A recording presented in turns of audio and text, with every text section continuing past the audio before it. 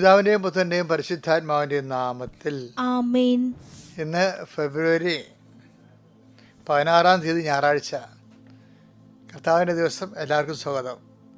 പ്രാർത്ഥിക്കാം. അമ്മേ പരിശുദ്ധ അമ്മേ, അമ്മേ പരിശുദ്ധ ദൈവമാതാവേ, ദൈവമാതാവേ, അന്ന് അങ്ങ് കൃപാസനത്തിൽ പ്രത്യക്ഷപ്പെട്ട് വരാൻ പോകുന്ന മഹാദുരന്തത്തിൽ നിന്ന് രക്ഷപ്പെടാനും എല്ലാവർക്കും വേണ്ടി പ്രാർത്ഥിക്കുവാനും ആവശ്യപ്പെട്ടിട്ട് 20 വർഷം കഴിഞ്ഞ ഈ വേളയിൽ കൃപാസനത്തിലൂടെ ഞങ്ങൾക്കും ഈ ദേശത്തിനും അങ്ങ് മധ്യസ്ഥം തേടി തന്ന എല്ലാ അനുഗ്രഹങ്ങൾക്കും കൃപകൾക്കും ഞങ്ങളിപ്പോൾ ഹൃദയം നിറഞ്ഞ നന്ദി പറയുന്നു.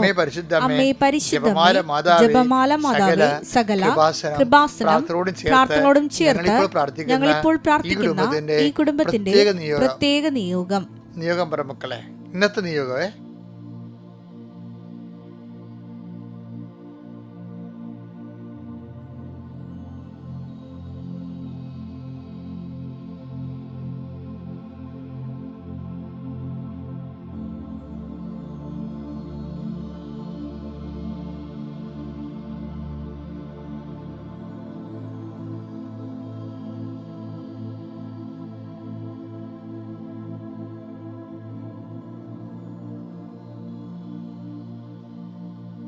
അമ്മയുടെ പ്രത്യക്ഷീകരണത്തിന്റെ ഈ ദ്വാദശക വേളയിൽ ഞങ്ങൾക്ക് സാധിച്ചു തരുവാൻ കനിയണമേ.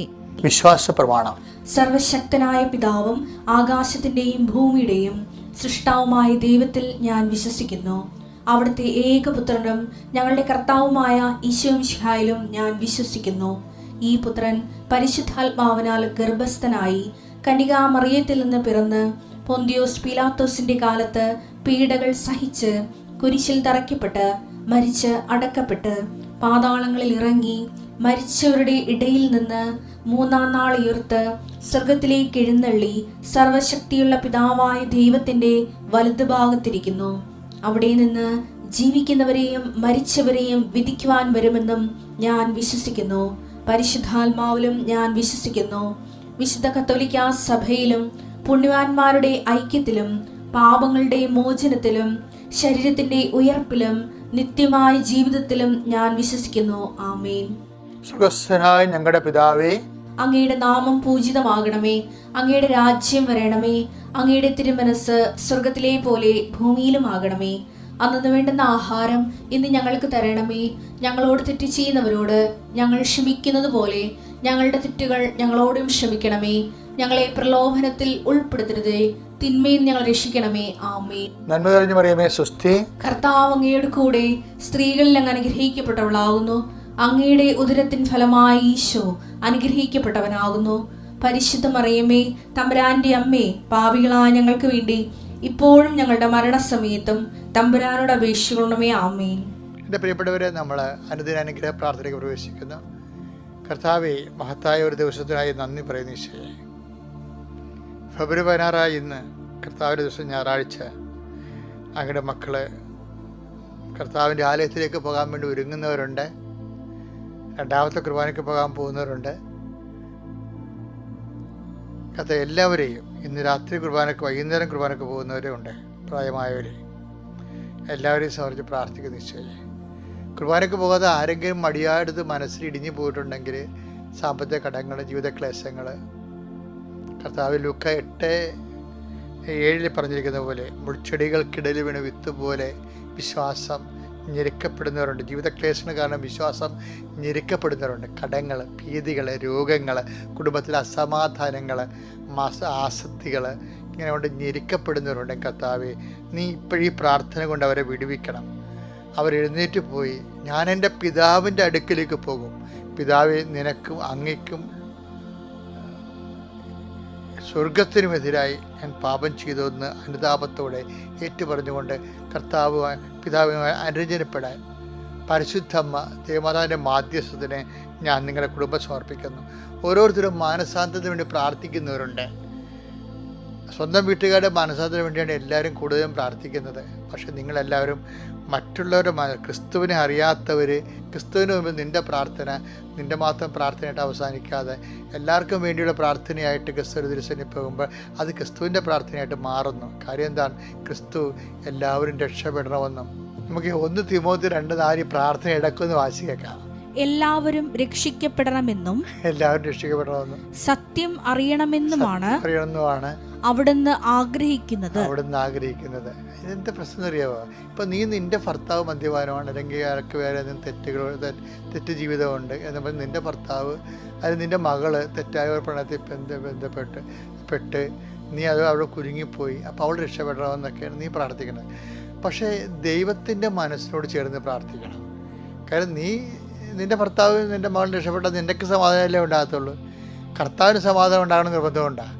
കർത്താവിൻ്റെ മനസ്സിരിക്കണത് എന്താണ്? ഇതുപോലെ അനേക ആയിരങ്ങൾ ഉണ്ട് തകർന്നു പോയവർ, അവർ രക്ഷപ്പെടണം. അപ്പോഴേ നീ പ്രാർത്ഥിക്കുമ്പോൾ എന്താണ്? കർത്താവ് എൻ്റെ ഭർത്താവ് മാത്രമല്ല, എൻ്റെ മകൾ മാത്രമല്ല, എൻ്റെ മകൻ, എൻ്റെ ഭാര്യ മാത്രമല്ല, മറ്റുള്ളവരും ഇതുപോലെ പ്രയാസം അനുഭവിക്കുന്ന മറ്റുള്ളവരും രക്ഷപ്പെടാൻ അവർക്ക് വേണ്ടി ഞാൻ മധ്യസ്ഥം വഹിക്കുന്നെന്ന് പറയുമ്പോൾ തന്നെ, കുറേ നാൾ മധ്യസ്ഥ പ്രവർത്തിച്ച് കഴിയുമ്പോൾ തന്നെ കർത്താവ് അവർക്ക് വേണ്ടി പ്രാർത്ഥിക്കാൻ ആരും ഇല്ലാത്തവർ സ്പോൺസർ ചെയ്ത് പ്രാർത്ഥിക്കുകയല്ലേ. അപ്പം നിൻ്റെ ക്രിസ്തീയമായ കൂട്ടായ്മ സ്വർഗസ്ഥനായ ഞങ്ങളുടെ പിതാവേ എന്ന് പ്രാർത്ഥിച്ച കർത്താവിൻ്റെ മനസ്സിലിരിപ്പ് ഞങ്ങളെന്നുള്ളതല്ലേ, ഞാനെന്നുള്ളതല്ലല്ലോ. അപ്പോൾ അങ്ങനെയുള്ള പ്രാർത്ഥനയ്ക്ക് നല്ല എഫിക്കസി കിട്ടും. അപ്പോൾ അതുകൊണ്ട് കർത്താവേ, ഞങ്ങൾക്ക് വേണ്ടി മാത്രമല്ല, ഞങ്ങളുടെ എൻ്റെ ഈ പ്രാർത്ഥനയുടെ പ്രയാസങ്ങൾ ഇരിക്കുന്നവർക്ക് മാത്രമല്ല, അവിടെ അതേ പ്രയാസം ഇരിക്കുന്ന ജനാജാതി മതസ്ഥരെ നിന്നെ അറിയാനും അറിഞ്ഞ് എല്ലാവരും രക്ഷപ്പെടണമെന്നുള്ള നിൻ്റെ ആഗ്രഹങ്ങൾ നിറവേറാനും വേണ്ടി അങ്ങനെ മക്കൾക്ക് വേണ്ടി പ്രാർത്ഥിക്കുന്ന ഈശോയെ, ദൈവത്തിൻ്റെ കരുണ മക്കളിലേക്ക് ആവശ്യിക്കട്ടെ. എൻ്റെ കർത്താവിൻ്റെ ഉന്നതമായ നാമത്തിൽ, സഭയുടെ അധികാരത്തിൽ, കുരിശിൻ്റെ അടയാളത്തിൽ നിൻ്റെ അതേ ക്ലേശങ്ങളിരിക്കുന്ന എല്ലാവർക്കും വേണ്ടി പ്രാർത്ഥിക്കാനുള്ള പ്രാർത്ഥനാ വരം കർത്താവ് നിനക്ക് തന്ന അഭിഷേകം ചെയ്യട്ടെ. അതുവഴി നീ ഉയരുകയും വളരുകയും കർത്താവിൽ മഹിമയോട് നിലനിൽക്കുകയും ചെയ്യുന്നിടത്തോളം കാലം ഈ കൃപ നിന്നെ പിന്തുടരട്ടെ. Lord, infuse your spirit of power and grace. Thank you. എൻ്റെ പ്രിയപ്പെട്ട ഇന്ന് നമ്മൾ എടുക്കുന്ന വചനം എന്ന് പറയുന്നത് ഹെബ്രായ ലേഖനം 10:23 വായിച്ചു തുടങ്ങാം. നമ്മോട് വാഗ്ദാനം ചെയ്തിരിക്കുന്നവൻ നമ്മോട് വാഗ്ദാനം ചെയ്തിരിക്കുന്നവൻ വിശ്വസ്തനാകയാൽ നമ്മുടെ പ്രത്യാശ ഏറ്റുപറയുന്നതിൽ, നമ്മുടെ പ്രത്യാശ അഥവാ പ്രാർത്ഥന, അല്ലെ അപേക്ഷ, പ്രത്യാശയുടെ യാചനാരൂപമാണല്ലോ പ്രാർത്ഥന ഏറ്റുപറയുന്നതിൽ, പ്രാർത്ഥിക്കുന്നതിൽ നാം സ്ഥിരതയുള്ളവരായിരിക്കണം. കഴിഞ്ഞാലേ ഇനി നമുക്ക് മാറ്റിപ്പിടിക്കാന്ന് പറയത്തില്ലേ, ആൾക്കാരുടെ ഏറ്റവും വലിയ പ്രശ്നമാണ് മാറ്റി പിടിക്കും. ഒരു വിഷയത്തിൽ തന്നെ ചില ആൾക്കാർ ഉടമ്പടി എടുത്തിട്ട് ആ വിഷയം തന്നെ പോയി ആൾക്കാർ അന്തോരിസ്വനാലിൻ്റെ പെട്ടിൽ എഴുതിയിടും. അപ്പോൾ ഉടമ്പടിയിൽ അവർക്ക് വിശ്വാസം അത്ര കണ്ട അറിവ് കിട്ടാത്തത് കൊണ്ടാണ് അവരിങ്ങനെ മാറ്റി പിടിക്കണത്. ഉടമ്പടി എന്തിനാണ് അടിസ്ഥാനപ്പെടുത്തിയിരിക്കുന്നത്? വാഗ്ദാനങ്ങളിലാണ്. വാഗ്ദാനത്തിൻ്റെ അടിസ്ഥാനം എന്താണ്? വാഗ്ദാനം ദൈവം നൽകിയത് എല്ലാ മനുഷ്യർക്കുമാണ്. അതാണ് എല്ലാ മനുഷ്യർക്കുമാണ് വാഗ്ദാനം നൽകിയിരിക്കുന്നത്. എല്ലാ മനുഷ്യർക്കും നൽകിയ വാഗ്ദാനം എന്താണ്? അതാണ് ലുക്ക 2:29-30 എടുത്തേ. കർത്താവേ അവിടുത്തെ വാഗ്ദാനം അനുസരിച്ച് ഇപ്പോൾ ഈ ദാസനെ സമാധാനത്തിൽ വിട്ടയക്കണമേ. എന്തെന്നാൽ സകല ജനതകൾക്കും വേണ്ടി. അപ്പൊ വാഗ്ദാനം എന്താണ്? വാഗ്ദാനം ആർക്കാണ്? യഹൂദന്മാർക്ക് വേണ്ടി മാത്രമല്ല. ഇടിയിട്ടില്ലേ? എല്ലാ മനുഷ്യർക്കും. എന്നെ കേൾക്കുന്നവര് ക്രിസ്ത്യൻസ് മാത്രമാണോ? അല്ലല്ലോ. അപ്പൊ വാഗ്ദാനം എന്ന് പറയണത് ഫോർ എവരിബഡിയാണ്, സകല ജനങ്ങൾക്കും വേണ്ടി. അങ്ങ് ഒരുക്കിയിരിക്കുന്ന